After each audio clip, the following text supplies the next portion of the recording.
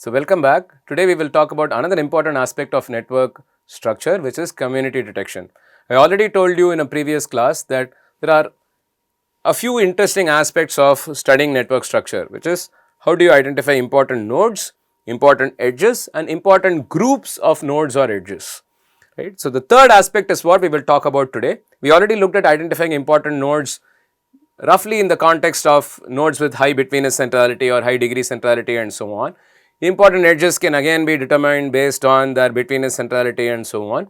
And similarly, important groups of nodes or edges, right. So, important subgraphs in the network or important communities in the network or what are also called clusters in the network. So, this is a departure from how we use cluster and clustering coefficient, but community detection is also called clustering in many computer science texts. So, how do we go about detecting communities? So, you see a picture on the right hand side which clearly shows some sort of clustering, meaning there are some tightly knit groups of nodes which are connected relatively loosely with other nodes and so on. So, what are the communities in these networks? So, first community detection is also very tightly linked to modularity. So, many functions in a cell are carried out in a highly modular fashion, and what are these modules? They are groups of physically or functionally linked entities, essentially nodes, which work together to achieve some function together. And there are many modules in various biological networks like metabolic networks or protein interaction networks and so on, and modularity is very important as a principle in both engineering and also in biology. So, let us look at an example of modules and networks. They are basically highly interconnected groups of nodes, and you can think of these as subgraphs where the clustering coefficients of the components are very high compared to the rest of the network. And crudely speaking, the number of intra edges are much higher than the number of inter edges that connect different communities.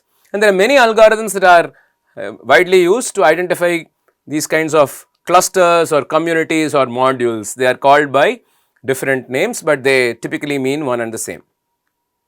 And this is also very useful for network simplification, because you may take out a complex network like this, what you see on the left hand side, and you simplify it to a network with where you have coalesced a lot of nodes or structures, right. So, this can help decompose massive networks into small networks which are more tractable for various kinds of analyses and so on. And in the context of community detection, one needs to talk about Zacharys Karate Club. So, Zacharys Karate Club is a very interesting story from 1977, where Wayne Zachary was trying to characterize the social network of a karate club. As luck would have it, during the process of characterization of the karate club network, there was a infighting in the karate club, and the club split into two factions. And it turns out that he could very nicely identify the two factions based on the existing social network. Based on the given social network of the karate club, he could predict what were the two groups of people that would be formed in the end. So, this has since become at least one interesting gold standard, and there also is a very funny aside to it called the Karate Club, which talks about passing a small trophy in network conferences to the first references on the Karate Club and so on. You can always look it up, but it is a funny aside that I wanted to share. So, let us look at modularity. So, one can think of maximizing the modularity of a set of nodes and set this up as an optimization problem. So, you basically want to fractionate or fragment a large network into small modules, each of which have very high modularity. Okay. Newman had a very nice way to define modularity, where he defines modularity by this complex looking expression, but basically just says that this tries to capture what is the level of intra edges in the network versus edges that go out in the network, right. So, using this quantity, he tried to define modularity, and what we now need to do is we need to find a group assignment that maximizes this value q and this is an optimization problem.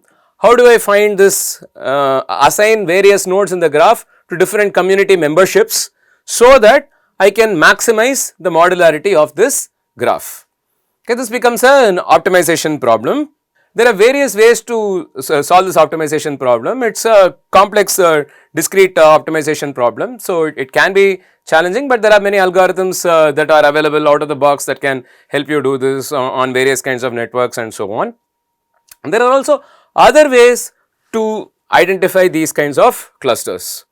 Right. So, you can simply cluster based on, you can simply do a hierarchical clustering like what is known as an agglomerative clustering. You must have studied this in your previous courses on machine learning and so on. So, you can think of every point starting off in its own cluster, and then you compute a distance between two clusters based on some metric. It could be Euclidean distance or some metric based on some node features and things like that. There are various kinds of features we can use also in terms of what are the number of shared paths between nodes and things like that. I will talk about them in a moment. And clusters that are closest to each other are coalesced or agglomerated, and there are various ways to compute the distance between these clusters, right. So, when you have a set of points in two different clusters, you can take the average distance between them, the maximum distance between them, the minimum distance between the 2 points that are in the separate clusters and so on, right. So,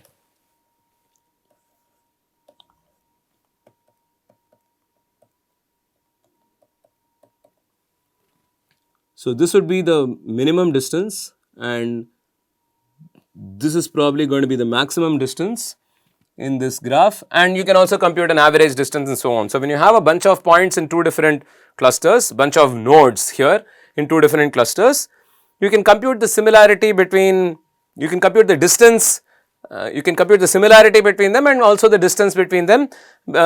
Similarity and distance are inverse, right. So, 1 minus similarity should give you distance and so on. You can compute the distance between them and apply any standard clustering algorithm as well. And at the end of this exercise, all the points become a single cluster. So, here we have an example data set where the points are clustered using maximum linkage, and you have a simple table of distances here between the different nodes based on some similarity metric. So, initially A and B are closest, and so are D and E, and in the next step you have C comes close to A and B and you start coalescing them, and you now calculate the distances between the clusters based on the maximum distance between the component nodes or data points in these clusters. And in the next step, you compute the distance between the clusters A, B, C and D, E, and everything becomes a single cluster, right. So, this is how the clustering goes, and if you go backwards, you have all points in a separate cluster, then the closest points get connected, next closest points, and you have all the points falling in a cluster, and you can choose to make a cut wherever you want, right. So, if you make a cut here, or essentially at this point, you get two different clusters. If you make a cut here, you get three different clusters and so on, right. So, this is, you are familiar with this from other machine learning courses, I would imagine.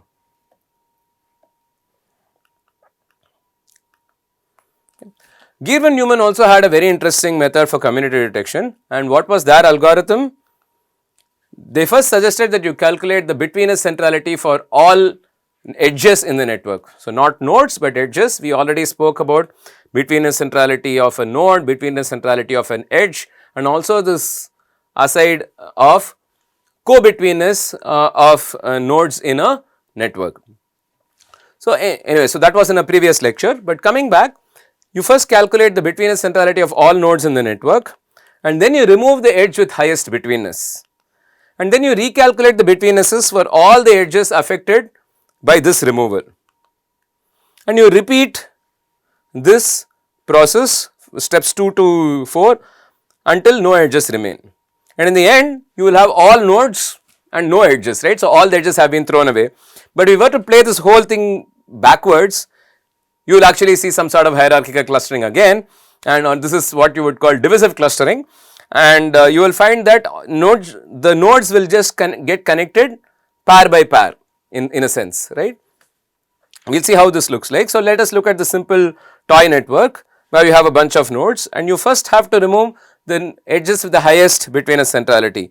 So, F, E and E A turn out to be the edges with the highest betweenness centrality here, obviously because they will sit on the maximum number of shortest paths, a very symmetric graph. So, you will have two of these nodes with very high betweenness centralities. You remove these and then all these edges have very similar centrality. So, you remove all of these. So, what you have now is a graph with as many as 9 clusters, right. So, every node is in a cluster of its own, in a module of its own. But if you go backwards, this is the first set of clusters that emerge and then you have the whole network as a single cluster. So, this is how Gir-van-Neumann algorithm works, where you have the whole network as a single cluster to begin with and you remove nodes leading to all nodes falling into their own separate clusters, and when you add the edges in a reverse order, you get multiple communities. So, you get this community where you can think of E also as a community here, but you have two communities of interest here and then you have the whole system becoming a single community. Okay. And for similarity based clustering or hierarchical clustering that we discussed before, there are many similarity measures. You could look at the number of node independent paths between a pair of nodes. So, I have ACD and ABD. I have two independent paths between them, right, where or you could think of longer paths, right. I could have ABCDE and APQRD or something like that. So, I have two paths that are disjoint, right. So, they are node independent paths. There are no shared nodes between these paths. So, these are all measures that capture the similarity of two nodes, right, and the number of can extend that to edge independent paths and total number of paths, and there are also adjacency vector based measures and so on. You can use the adjacency vector for a given node to compute similarity. So, basically your adjacency matrix is this, right, and you take these two vectors and you compute some similarities between them. They can also be used readily for clustering in the agglomerative fashion and so on. So, with that this is a very quick intro to clustering and community detection. And there are so many applications for clustering and community detection and we will look at a lot of applications of clustering and community detection in a later class. But for now we have essentially completed certain important aspects. We have looked at network structure, we have looked at network models and we have started off with community detection. I will also go into the concept of motives and a few other interesting topics in the coming class. See you.